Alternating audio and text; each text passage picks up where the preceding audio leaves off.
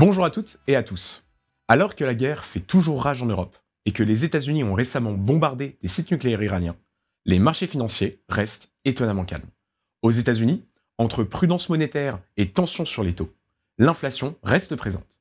Mais les signes indiquent que le pic est désormais derrière nous.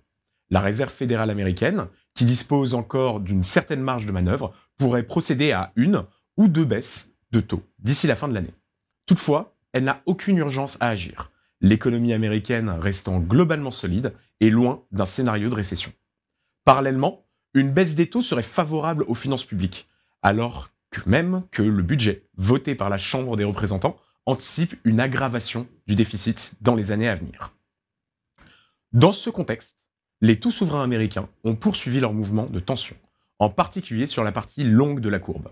Le taux à 30 ans évolue désormais autour des 5%, reflet des inquiétudes budgétaires et des anticipations d'inflation à long terme. À plus court terme, nous pensons que le 10 ans américain devient intéressant au-delà de 4,5 à 4,75%. Ça peut constituer un bon point d'entrée. De son côté, le Bund allemand, à la même maturité, présente aussi un certain attrait au-dessus des 2,5, notamment dans une logique de diversification et de gestion tactique de l'exposition aux taux souverains. La Banque centrale européenne a abaissé son taux directeur à 2% en juin, marquant ainsi la fin de son cycle de resserrement monétaire. La désinflation étant désormais bien engagée et les taux atteignant un niveau considéré comme neutre, la poursuite de la baisse des taux dépendra principalement de deux facteurs clés. Premièrement, l'évolution des négociations commerciales avec les États-Unis et également la mise en œuvre effective des plans de relance budgétaire, en particulier en Allemagne.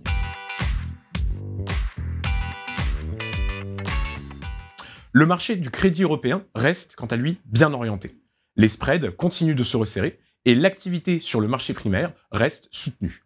Nous maintenons une préférence pour le segment high yield, en particulier les obligations notées BB, qui offrent un profil plus défensif dans un contexte de volatilité accrue. Le segment investment grade reste également attractif malgré des rendements en baisse. Côté marché actions, les actions évoluent à proximité de leur sommet historique. En France, l'indice national affiche un certain retard, pénalisé par la correction des valeurs du luxe. Malgré cela, les entreprises ont globalement bien résisté, parvenant à répercuter une grande partie de la hausse des coûts sur les consommateurs, un scénario qui aurait pu peser davantage sur leurs marges. Cependant, dans un environnement macroéconomique complexe et face à des valorisations qui offrent peu de potentiel d'appréciation, nous adoptons une position neutre sur les principaux marchés, avec une petite préférence pour les actions chinoises.